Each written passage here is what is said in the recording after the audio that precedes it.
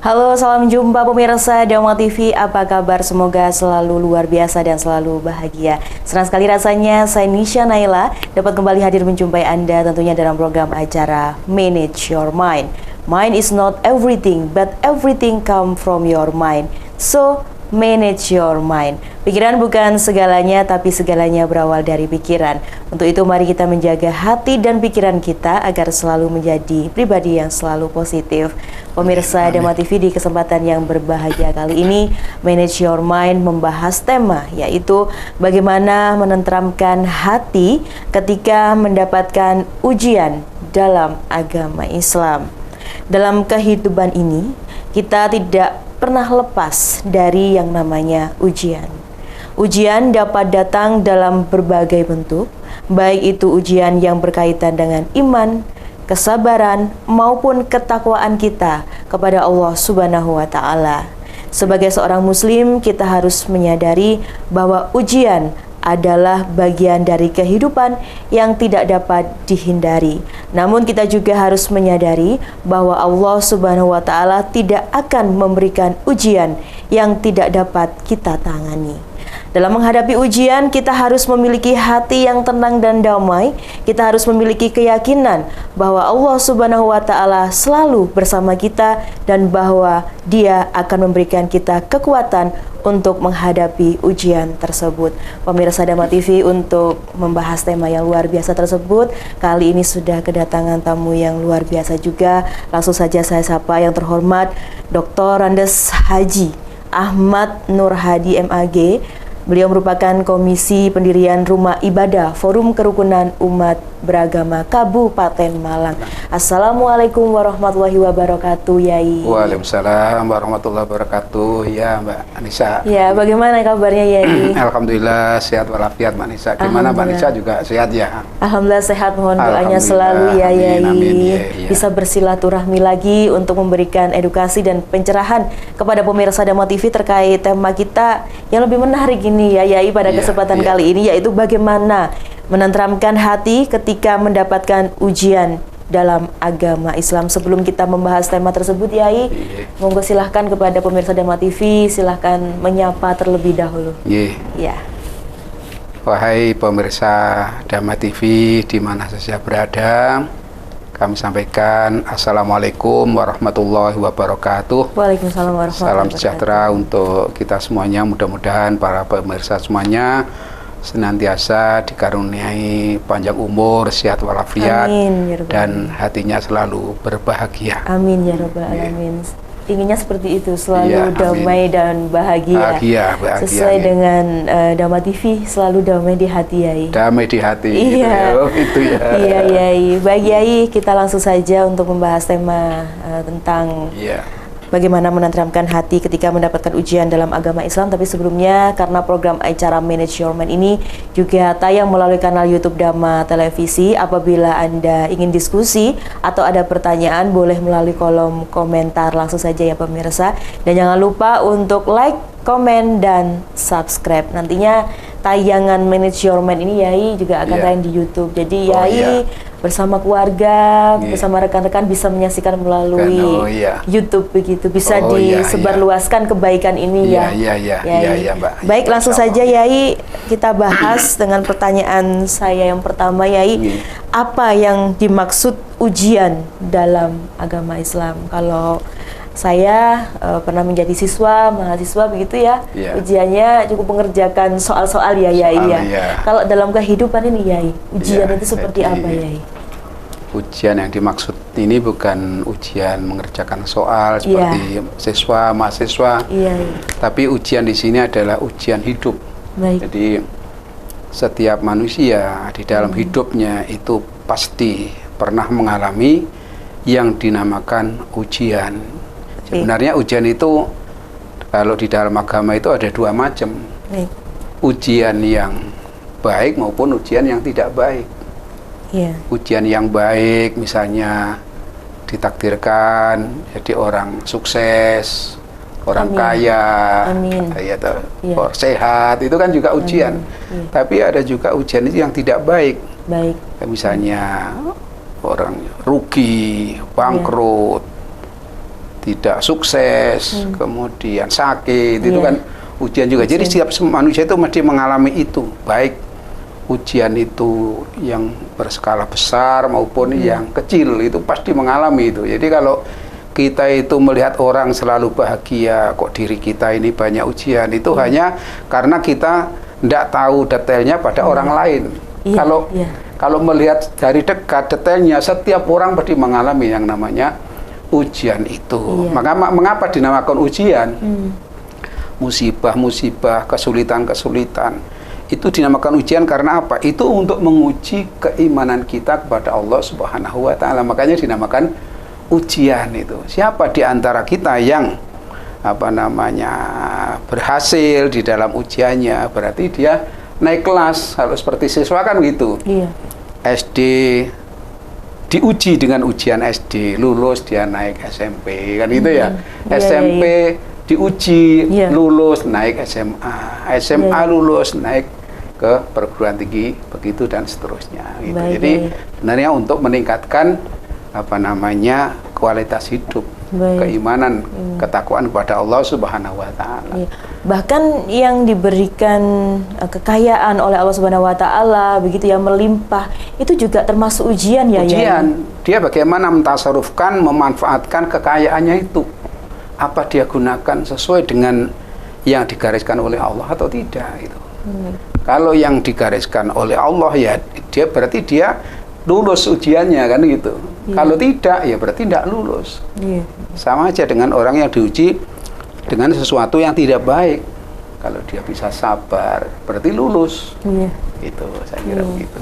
Jadi begitu ya Yai ya. Jadi ada ujian baik dan ada ujian buruk. Semoga selalu lolos sebagai manusia dalam menghadapi kedua ujian tersebut ya Yai ya. Tidak bisa memilih ya Yai ya. Maunya ujian baik saja, tidak bisa memilih ya Yai ya. Begitu ya Yai. Kadang-kadang kita kan diuji, badan kita sehat itu juga ujian itu. Ujian, badan kita sehat. Kadang-kadang kita jauh dari Allah, disuruh sholat males. Begitu kita sudah sakit, aduh ya Allah, berilah kesempatan sehat ya Allah, saya mau taat kepadamu ya Allah, kan begitu kadang-kadang ya. Tapi ketika diberi sehat sungguhan, kadang-kadang tidak memanfaatkan kesehatannya itu untuk mendekatkan diri kepada Allah begitu. Baik Yai, kemudian Yai bagaimana cara menenteramkan hati ketika mendapati sebuah ujian? Ujian ini setiap manusia itu pasti ada ujiannya ya Yai. Bagaimana menenteramkan hati ketika mendapatkan ujian? Yang dimaksud ujian di sini mungkin ujian yang tidak baik. Tidak baik ya. Kalau yang ujian yang baik kan nggak ada masalah itu ya. Ya saya kira begini. Jadi kita harus beriman kepada Allah dan beriman kepada apa yang diajarkan oleh Allah. Allah itu mengajarkan pada kita lewat nabinya yaitu Nabi Muhammad SAW. Beliau bersabda bahwa idhamul jaza ma'idhamil bala. Besarnya pahala itu sesuai dengan besarnya ujian. Jadi kalau orang itu diuji dengan ujian yang besar, kemudian seorang itu ikhlas, sabar, ya berarti dia itu dapat pahala yang besar. Jadi orang itu, kalau orang yang beriman, itu berpikirnya itu bukan hanya hidup di dunia ini saja, yang lebih adalah memikirkan akhirat. Karena balal akhiratu khairul laka minal ula. Akhirat itu lebih baik daripada dunia. Karena apa? Karena akhirat itu sifatnya kekal abadi selama-lamanya. Misalnya kita hidup sengsara di dunia, paling lama ya sekitar 80-90 tahun, iya enggak? Tapi kalau di akhirat sengsara selama-lamanya. Begitu juga orang itu hidup bahagia, kaya raya. Palingnya terbatas umur 70, 80, 90 sudah nggak bisa menikmati kekayaannya. Misalnya orang kaya raya, kemudian umur 80, seandainya dia itu miliarder, meminang gadis yang cantik, bisa diterima nggak? Diterima karena kaya, iya enggak? Tapi bisa nggak menikmatinya? Tidak bisa. Bersenang-senang dengan enggak bisa karena memang sudah seperti itu. Itulah kebahagiaan di dunia. Oleh karena itu orang yang beriman di akhirat yang lebih diutamakan lagi. Oleh karena itu dia di dalam menghadapi masalah ini dia adalah dengan begitulah dia lebih merasa bahagia kalau saya bisa menerima dengan sabar atas ujian itu, karena pahalanya sangat besar itu loh, besar. Jadi menenteramkan hati ketika mendapatkan ujian ini, pertama sabar ya Yai ya, Iya, dilakukan. sabar. Selain sabar Yai, apa yang harus kita lakukan sebagai manusia dalam menghadapi sebuah ujian itu? Jadi ujian itu satu paket dengan anugerah. Anugerah justru Iya, ya? jadi keberuntungan itu satu paket dengan ujian. Jadi tadi saya katakan kalau orang itu lulus SD, mesti naik tingkatannya SMP, kan begitu. Jadi kalau orang itu lulus diuji, dia naik tingkatannya. Oleh karena itu dalam Al-Quran Allah berfirman, fa inna ma'al usri yusra. Allah itu mengulangi di dua ayat berikutnya, satu ayat berikutnya sama isinya. Inna ma'al usri yusra. Sesungguhnya sesudah kesulitan akan ada kemudahan. Sesungguhnya menyertai kesulitan kemudahan. Jadi ujian itu satu paket dengan anugerah. Jadi coba seandainya Rasulullah itu tidak diuji dengan disakiti, dimusuhi oleh orang-orang kafir Mekah. Rasulullah tidak jaya bisa diterima, bisa pengikutnya seluruh jazirah Arab, bahkan sampai dunia tidak bisa gitu. Ya, baik Yai, mohon maaf kita lanjutkan lagi ya Yai ya, karena ada yang lewat satu ini, tetap dalam program acara Manage Your Mind. Iya.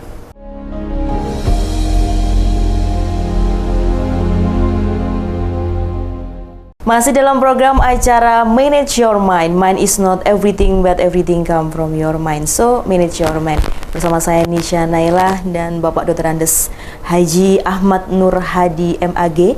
Beliau merupakan Komisi Pendirian Rumah Ibadah Forum Kerukunan Umat Beragama Kabupaten Malang. Dengan tema yang sama pemirsa, bagaimana menenteramkan hati ketika mendapatkan ujian dalam agama Islam. Baik, kita lanjutkan lagi dengan pertanyaan saya, bagaimana cara menenteramkan hati ketika menghadapi ujian. Tadi Yai sempat menjelaskan bahwa ujian itu juga satu paket ya dengan anugerah. Dengan anugerah. Ya, anugerah ini berarti harus kita syukuri ya. Harus kita syukuri. Baik, ya.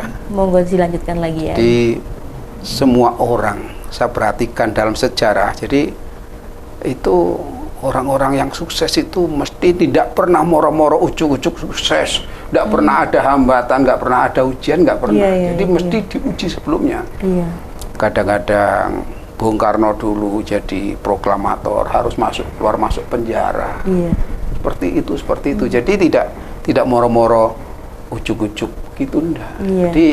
Jadi harus yang seperti itu. Oleh karena itu ketika orang itu mendapat ujian, kan kalau orang itu syukur atas nikmat, itu memang bagus. Tapi itu sudah biasa.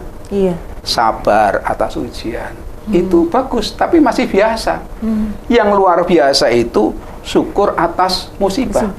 Syukur atas ujian. Mengapa kok bersyukur? Karena dengan ujian ini adalah akan ada datang anugerah yang lebih besar daripada musibah ini. Kalau misalnya ada orang sampai tua kok diuji saja kok tidak ada, mana katanya Pak Nur Hadi ada anugerahnya gitu. Apa ada anugerah yang lebih besar daripada surga? Anugerah di dunia ini apa ada yang melebihi besarnya daripada anugerah berupa surga, kebahagiaan yang kekal abadi selama-lamanya. Jadi kalau orang beriman itu masih ada harapannya aja.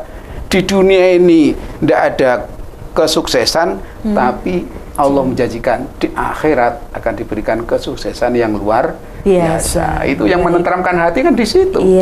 Kalau kita memiliki iman di situ ya, mempercayai bahwa walaupun manusia dihadapkan oleh ujian yang terus-menerus, nantinya akan dibalas di surga Allah. Di surga Allah. Kalau tidak di dunia ini, Allah akan berikan. Nah, memang sebagian diberikan di dunia, Mbak. Bukan hanya semuanya di akhirat, tidak. Allah itu Maha tahu, Maha adil.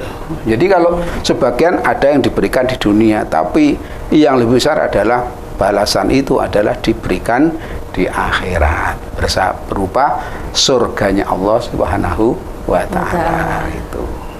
Jadi yang pertama kita bersabar, kemudian kita juga wajib bersyukur ketika mendapatkan ujian.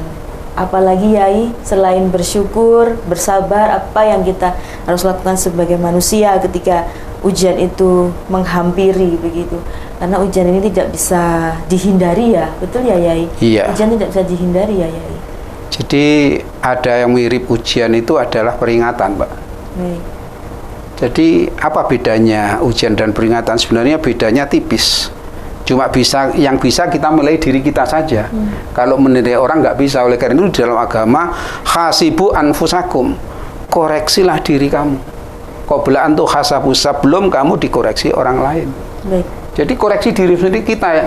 Jangan mengoreksi orang, tapi mengoreksi diri kita. Apakah ini ujian? Apakah ini peringatan? Kalau peringatan apa bedanya? Ketika kita ini misalnya kurang taat kepada Allah, maka ujian itu berupa peringatan. Banyak orang yang asalnya lupa kepada Allah, nggak pernah sholat, nggak pernah ibadah. Ketika ditimpa ujian, ditimpa musibah, dia baru ingat pada Allah, berdoa ya Allah. Nah, sehingga Allah memberi ujian, peringatan ini sebenarnya bukan karena Allah itu dendam kepada hambanya, tidak. Tapi karena Allah itu belas kasihan kepada hambanya. Daripada hambanya itu semakin jauh dari Allah, diberilah peringatan. Sehingga dengan peringatan itu dia menjadi lebih dekat kepada Allah Subhanahu wa Ta'ala. Seperti itu. Baik, koreksi diri ya. Iya. Iya. Kemudian begini Yai, apa yang harus dilakukan untuk mempersiapkan diri dalam menghadapi ujian? Apakah bisa Yai dalam menghadapi ujian itu istilahnya jaga-jaga gitu loh, dalam sebelum ada ujian itu datang, sebagai manusia ini apa bisa jaga-jaga dan caranya bagaimana? Begitu. Kita ini harus husnudzon kepada Allah. Baik. Jadi husnudzon itu punya prasangka baik terhadap Allah. Iya. Jangan mengharap-harap datangnya ujian, jangan. Baik. Jadi kita prasangka Allah akan menolong kita. Jadi ketika ini kita nggak usah mengharap-harap yang seperti itu. Pokoknya kita sudah pokoknya hidup ini pasrah kepada Allah. Tawakal tadi itu. Iya. Itu, ya, jadi yang harus dilakukan untuk mempersiapkan diri menghadapi ujian, ikhlas pasrah begitu ya. Iya. Di samping itu kan kalau saya belajar pernah membaca Mbak, itu ada satu teori yang ditemukan oleh seorang ilmuwan dari Rusia, namanya lupa saya, namanya LOA. Baik. Artinya singkatan dari Law of Attraction. Artinya hukum tarian. Baik. Hukum menarik. Apa artinya hukum menarik itu? Energi yang ada pada diri kita itu akan menarik energi dari luar yang sejenis. Kalau di dalam diri kita kembangkan energi yang positif, akan menarik energi positif dari luar. Baik. Begitu juga sebaliknya, kalau di dalam diri kita ini energinya negatif, maka akan menarik energi dari luar yang negatif. Baik, sesuai dengan program Manage Your Mind ya. Mind is not everything, but everything come from your mind ya. Pikiran bukan segalanya, tapi segalanya berawal dari pikiran gitu ya. Jadi segala sesuatunya itu kalau kita bisa positif ya datanya positif gitu ya, energinya.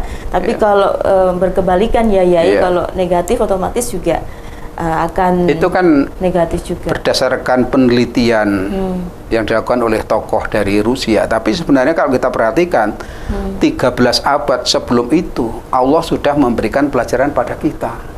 Di dalam Al-Quran, in ahsantum li anfusikum wa in asatum falaha. Jika kamu berbuat baik, energi positif, maka kebaikan itu akan kembali kepada dirimu. Baik. Wa in asatum, jika kamu berbuat yang tidak baik, falaha, maka ketidakbaikan ini akibatnya juga akan kembali kepada dirimu. Jadi yang baik kita lakukan juga nanti akan Allah akan berikan yang terbaik, kan kembali kepada kita yang baik. Kalau tidak baik, kembali kepada kita yang tidak baik. Mudah-mudahan kita nggak termasuk yang tidak baik itu. Amin ya Rabbal alamin. Ada tabur dua begitu ya. Kemudian Yai, bagaimana cara memperkuat iman dan tawakal ketika menghadapi ujian? Melemahnya iman dan tawakal seseorang itu dilihat dari ketika ada musibah yang bertubi-tubi dan kesulitan yang betul-betul sulit begitu ya, ujian yang begitu sulit begitu. Ya, kadang imannya tidak kuat ya. Nah, ini bagaimana caranya Yai dalam memperkuat iman dan tawakal agar tidak terjerumus dalam dosa begitu Yai? Iya, jadi ya memang kita harus pertama kali juga kita harus banyak mengaji, belajar agama, membaca kitab-kitab agama, belajar dari guru-guru yang kompeten gitu, sehingga di dalam menjelaskan ini tidak salah gitu ya. Kemudian juga di samping itu harus praktek, taat beribadah, ibadah puasa, ibadah sholat, itu bisa akan meningkatkan keimanan kita. Kalau kita imannya kuat, insya Allah sudah menghadapi apapun ujian itu menter itu, jadi stabil lah jiwanya itu. Tidak hanya kalau dia dapat ujian yang baik dia tersenyum, tertawa, terbahak-bahak. Ketika dia mendapat ujian yang dia adalah termenung, lesu, itu tidak. Jadi orang yang beriman ya stabil dia. Ujian yang baik ya syukur, alhamdulillah. Tidak mabuk kesuksesan gitu ya. Tapi ketika dia diuji juga begitu. Dia sabar, tidak terpenung, tidak putus asa, tidak sedih. Sampai direwangi bunuh diri dan sebagainya sampai itu. Terjadi hal fatal Yai saking ini melemahnya iman dan tawakal itu tadi. Jadi kalau untuk itu harus itu tadi tingkatkan ibadah kepada Allah Subhanahu wa taala itu. Jadi oleh karena itu kalau orang itu rajin sholat, insya Allah itu akan tertanam di dalam jiwanya itu rasa iman takwa kepada Allah, menjadi merasa dekat dengan Allah Subhanahu wa taala. Pasti ada solusi ya Yai. Ketika ada ujian itu ada solusi ya Yai. Ketika sholat, ibadah, mendekatkan diri kepada Allah Subhanahu wa taala, pasti ada solusinya. Ada solusinya itu. Baik Yai. Apa saja doa dan zikir Yai yang dapat dibaca untuk menenteramkan hati ini, sekaligus praktek ya Yai? Apakah ada zikirnya, caranya, atau doanya yang perlu kita baca ketika ujian itu datang gitu? Ya sebenarnya kalau di dalam agama itu sebenarnya banyak sekali zikir maupun doa itu, tapi yang paling utama itu sholat. Sholat itu mencakup di dalamnya zikir dan doa.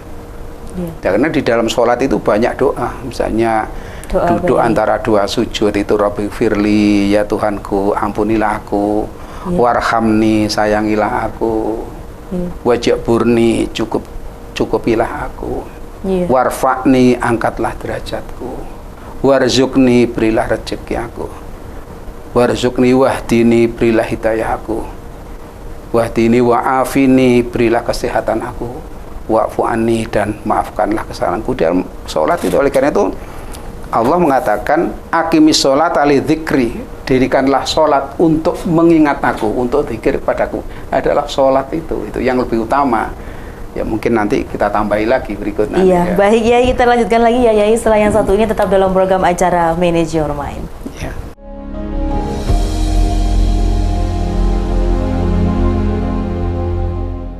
Terima kasih Anda masih bersama kami dalam program acara Manage Your Mind bersama saya Nisha Naila dan Dr. Andes Haji Ahmad Nur Hadi, MAG. Beliau merupakan Komisi Pendirian Rumah Ibadah Forum Kerukunan Umat Beragama Kabupaten Malang. Yai, kita lanjutkan lagi. Apa saja doa dan zikir yang dapat dibaca untuk menenteramkan hati? Tadi ada bacaan pada saat sholat jadi sholat itu yang lebih utama, karena kalau namanya zikir, doa secara umum itu kan nggak ada persyaratan. Adapun sholat itu ada persyaratannya, harus suci dari hadas dan najis, harus menutup aurat, harus menghadap kiblat, kan gitu ya.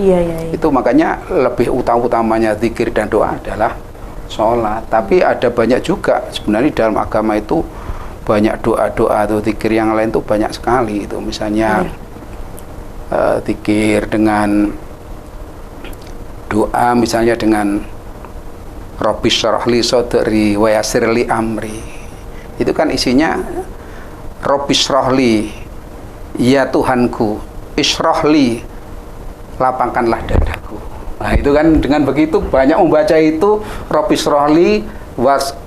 rohli sodri wa yassirli amri. Wa yassirli amri, dan mudahkanlah urusanku. Itu aja dibaca berkali-kali. Kalau di dalam istilahnya kacamata ilmiah itu bukan kacamata agama, itu kan afirmasi itu sesuatu yang positif yang dibaca berulang kali akan terwujud kan gitu. Kita juga di dalam agama itu doa jangan sekali Robbis rohli sodri wa yassirli amri, Robbis rohli sodri wa yassirli amri, juga itu bisa.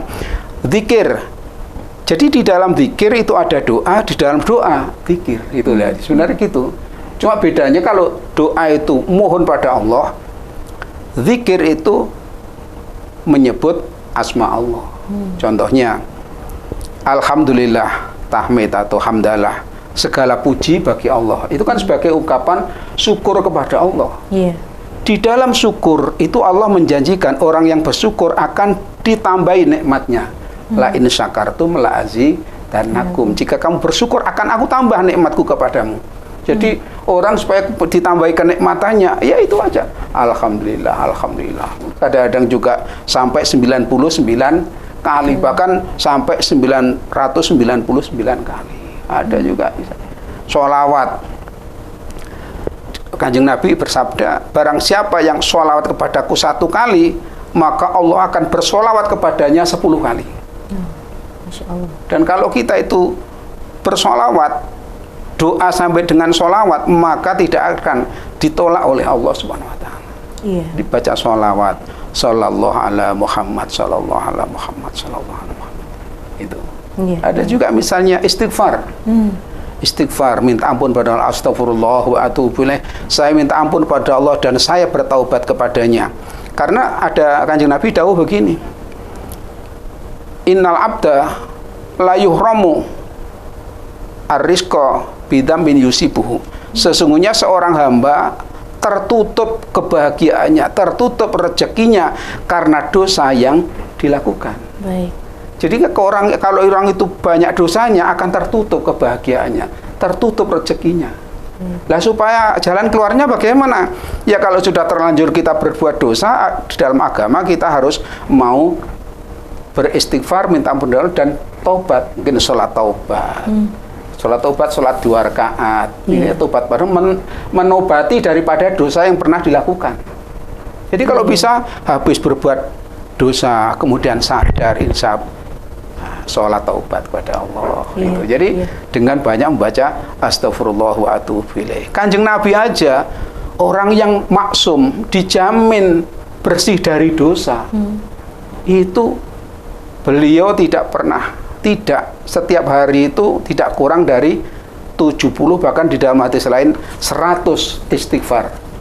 100 kali istighfar, 100 kali minta ampun kepada Allah. Apalagi kita sebagai manusia biasa itu. Jadi paling enggak ya samalah dengan Kanjeng Nabi, sehari 100 kali.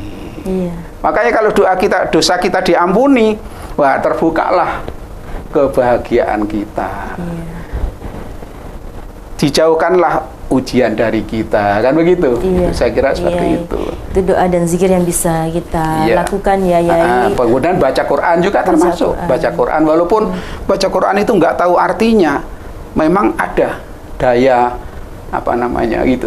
daya untuk menghilangkan kesusahan di dalam hati itu ada. Al-Quran itu. Obat hati ya. Obat hati, baca Quran. Apalagi kalau diangen-angen sak maknane, tidak pun juga begitu.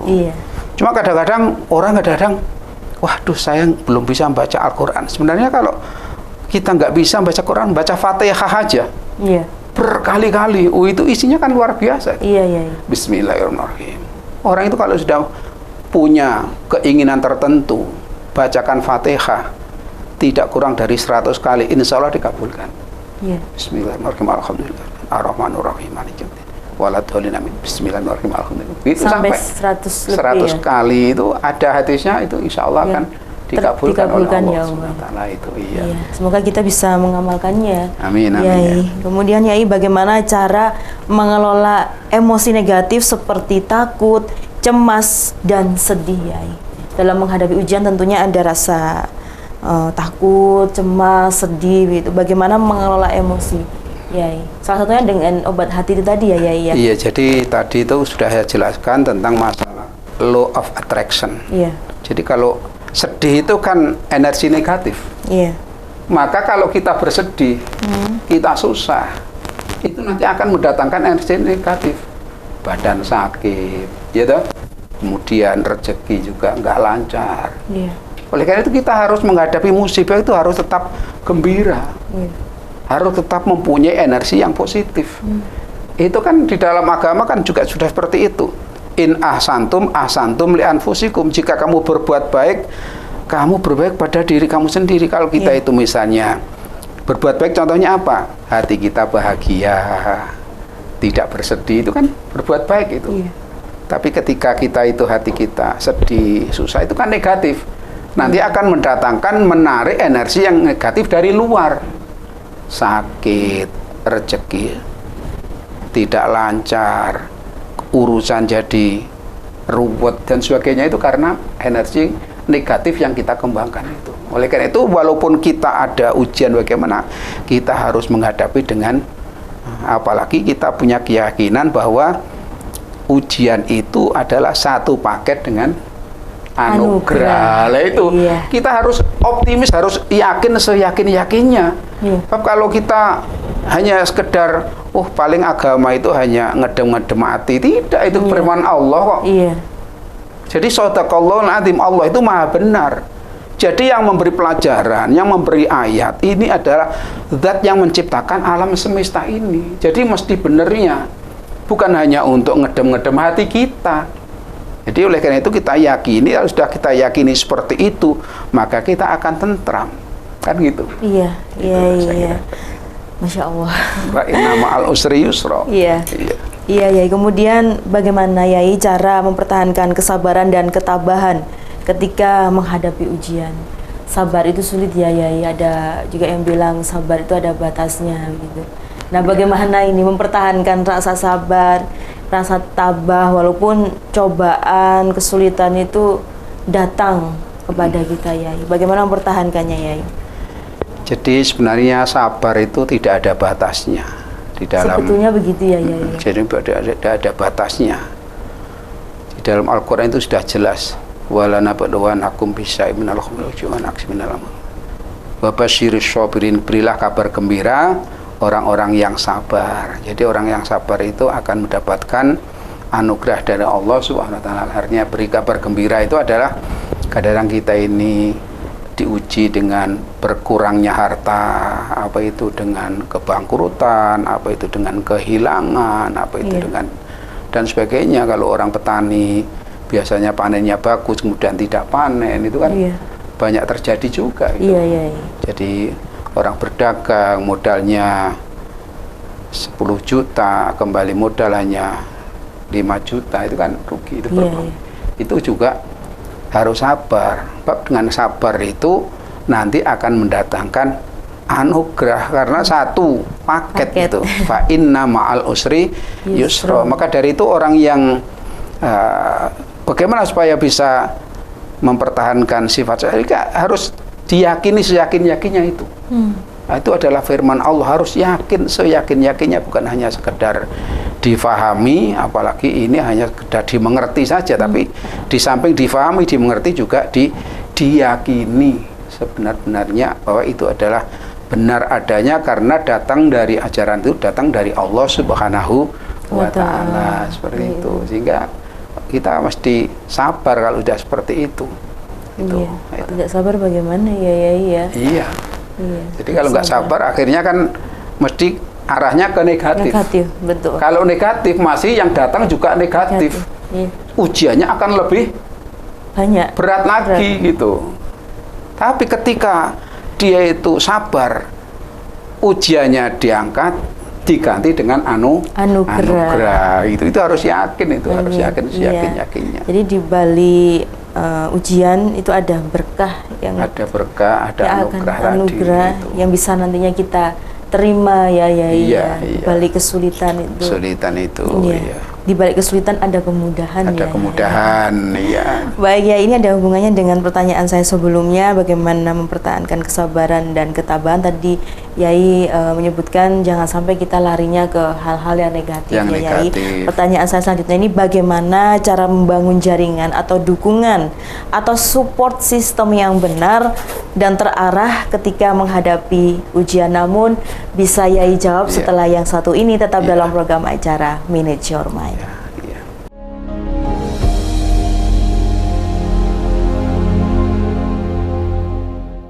Terima kasih Anda masih bersama kami dalam program acara Manage Your Mind. Mind is not everything, but everything come from your mind. So, manage your mind. Pikiran bukan segalanya, tapi segalanya berawal dari pikiran. Untuk itu, mari kita selalu menjaga hati dan pikiran kita agar selalu menjadi pribadi yang positif.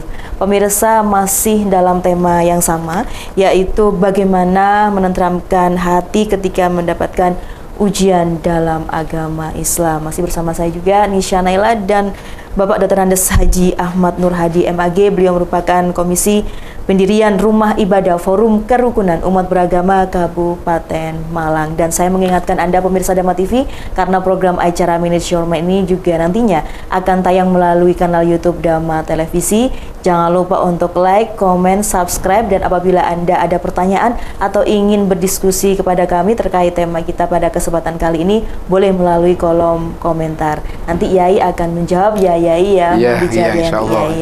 Baik, kita lanjutkan lagi Yai dengan pertanyaan saya tadi, dan ini sesi kita yang terakhir Yai. Mbak. Semoga ini bisa memberikan edukasi kepada pemirsa Dharma TV. Sebetulnya pertanyaan saya masih banyak Yai. Baik, pertanyaan saya selanjutnya tadi adalah bagaimana cara membangun jaringan dukungan atau support system yang terarah ketika menghadapi ujian. Tadi Yai bilang jangan sampai ya ketika mendapatkan ujian ini kita itu berkumpul dengan orang-orang yang negatif, membawa ke arah negatif maksud saya. Begitu ya Yai. Ini mohon petunjuknya seperti apa Yai? Iya, memang di dalam hidup ini Mbak, jadi kita ini banyak teman-teman, orang-orang yang menjadi teman kita. Cuma kita hendaknya bisa memilih teman lah itu. Kalau teman itu baik, marilah kita jadikan teman yang akrab. Kalau teman itu kita nilai kurang baik, ya jangan terlalu akrab, kita harus mengambil jarak. Karena apa? Yang mana teman itu mesti akan mempengaruhi. Kalau teman itu positif, akan mempengaruhi kita ke arah yang positif. Tapi sebaliknya kalau teman itu negatif, akan menarik kita yang negatif. Oleh karena itu kita ini bagaimana supaya milih teman itu yang teman yang baik, yang bisa kita jadikan sebagai teman akrab, sehingga kita misalnya orang kita sampai misalnya ada ujian, sampai curhat pada temannya tidak baik, mesti memberikan masukan ke arah yang negatif. Betul. Itu misalnya ya, saya kan banyak kasus-kasus, misalnya ada orang yang misalnya, saya mudah-mudahan kita dijauhkan oleh Allah dari ini. Pasangannya selingkuh. Misalnya ini naudzubillah loh ya, jadi hanya contoh aja. Ini tapi kan banyak terjadi di dalam kehidupan. Sehingga kalau misalnya teman kita yang negatif kemudian kita curhat, mesti balesan saja. Dia selingkuh, sampai juga harus selingkuh. Itu namanya satu-satu. Lah misalnya, ini baik apa tidak? Kan tidak baik. Tapi ketika teman itu baik, mesti mengarahkan yang tidak baik. Marilah kita mendekatkan diri pada Allah. Karena kalau Allah itu yang semua yang terjadi di alam semesta ini tidak ada yang keluar dari takdir Allah. Artinya yang menyimpang dari takdir tidak ada. Semuanya terjadi mulai perkara besar sampai selalu sesuai dengan takdir Allah. Jadi kalau kita berdoa pada Allah, doa kita dikabulkan, wah, apa sulitnya bagi Allah untuk mengembalikan orang yang menyimpang kembali kepada jalan yang benar. Jadi contohnya seperti itu. Itu menurut saya untuk jaringan itu seperti itu. Sehingga dengan teman yang baik kita saling curhat, saling berdiskusi, saling tukar pengalaman, saling tukar ilmu, membawa ke arah yang lebih baik. Harusnya gitu. Tadi yang seperti yang Yai bilang, kalau selingkuh bilangnya jadi bales juga dibales gitu. Nah, itu arahnya kan berarti kurang baik ya. Kurang baik gitu. Iya. Temannya curhat malah dikompor-kompor gitu itu. Maaf ini istilahnya istilah kampung loh ya saya. Enggak apa-apa. Iya, ini contohnya begitu ya. Contohnya yang baik adalah komunitas atau perkumpulan-perkumpulan yang bisa membawa diri kita jauh lebih baik ya dengan mendekatkan diri kepada Allah ya Yai. Jamaah, pengajian. Nah, itu kan di situ masih ada nasihat-nasihat keagamaan. Iya. Kalau hanya jamaahnya jamaah arisan, kadang-kadang waktu kumpul malah pamer kekayaan, pamer perhiasan dan sebagainya. Itu kan ke arah yang negatif. Itu seperti itu contohnya. Mohon maaf ini hanya sekedar contoh saja. Gitu. Jadi ini waspada juga ketika kita berteman bergaul dengan siapa gitu harus dilihat juga harus dilihat juga. Iya. Ikut organisasi itu apa, arahnya kemana gitu. Iya. Baik ya, ini apa yang iya ini pencerahannya, terima kasih banyak, bahwa terutama saya ya Yai anak muda begitu juga harus selektif ya Yai dalam memilih lingkungan gitu ya Yai. Baik, kemudian Yai, bagaimana cara mengambil pelajaran atau hikmah dari ujian yang dihadapi? Tentunya ujian ini ada hikmahnya ya Yai. Ini bagaimana mengambil pelajaran Yai? Apakah patut untuk disyukuri atau kita harus lebih berhati-hati lagi begitu Yai? Ya, pokoknya kita ini begini. Jadi likulli syai'in hikmatun. Jadi segala sesuatu itu ada hikmahnya. Jadi artinya Allah itu tidak menciptakan makhluknya, kejadian yang ada terjadi di alam semesta ini sia-sia enggak. Semuanya itu ada hikmahnya.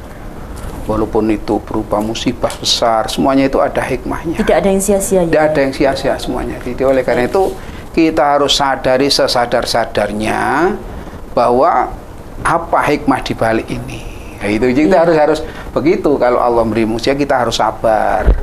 Pasti ini ada hikmahnya, ada manfaatnya gitu. Jadi bukan sia-sia itu. Jadi harus diyakini seyakin-yakinnya.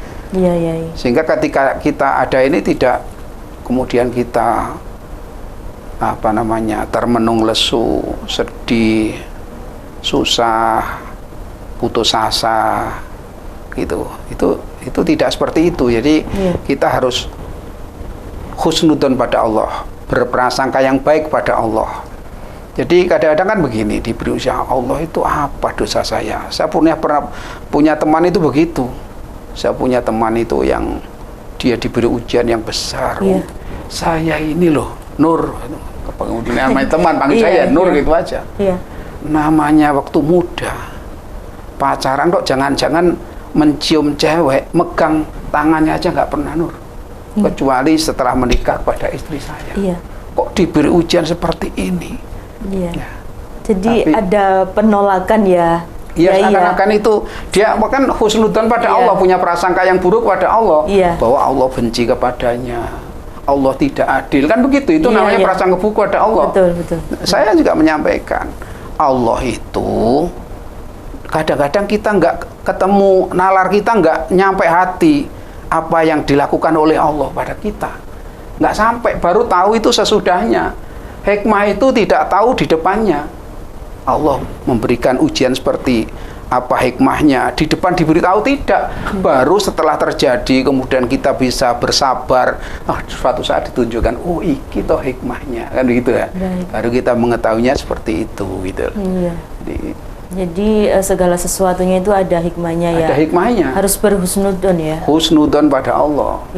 Apa yang terjadi, misalkan ada kejadian atau kesulitan. Saya juga pernah mengalami, Mbak. Mengalami ujian yang berat seperti itu. Kemudian saya ini nyuwun sewu yang namanya pengalaman hidup seseorang, walaupun saya ini juga termasuk orang yang mungkin ya kompeten dalam bidang agama, dalam ukuran tanda hidupnya.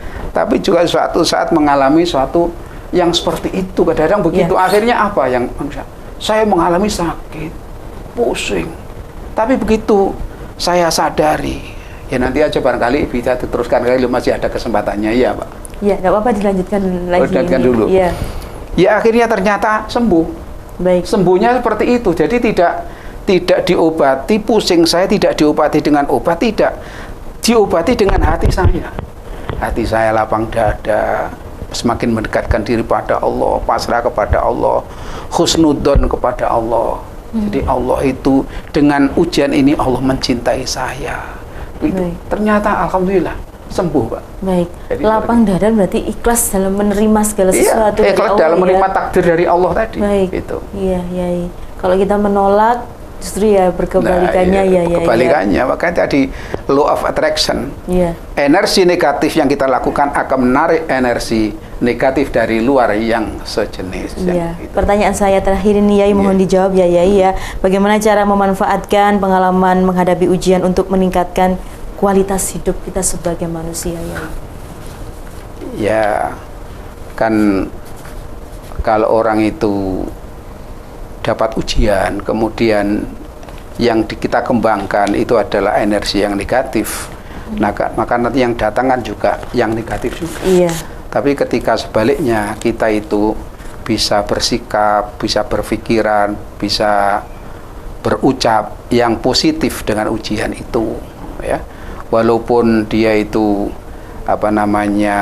sakit, itu yang bukan aduh ya Allah. Walaupun ya Allah itu baik, tapi yang lebih baik itu Alhamdulillah, segala puji bagi Allah sebagai ungkapan syukur kepada Allah gitu loh. Jadi oleh karena itu dengan begitu maka ini akan mempengaruhi kualitas hidup seseorang. Iya.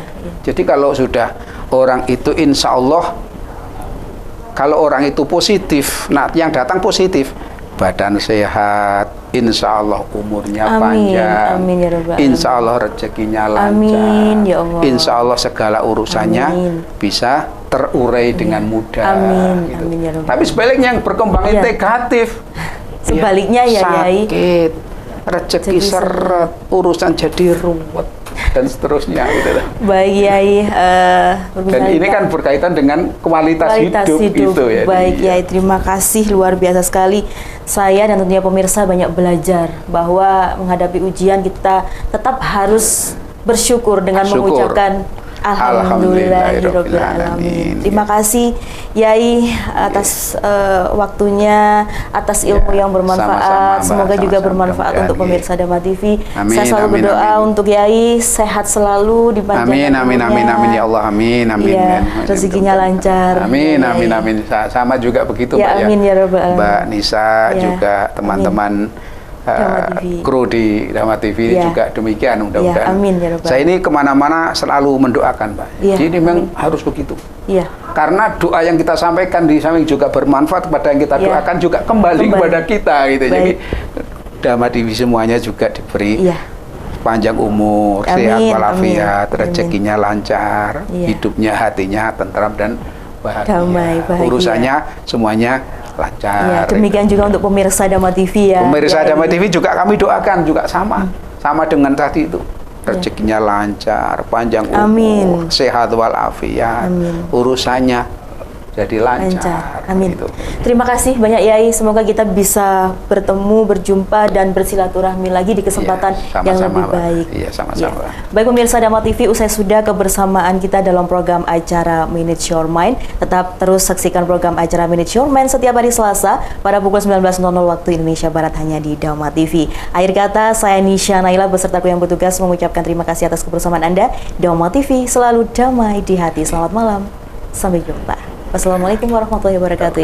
Waalaikumsalam warahmatullahi wabarakatuh.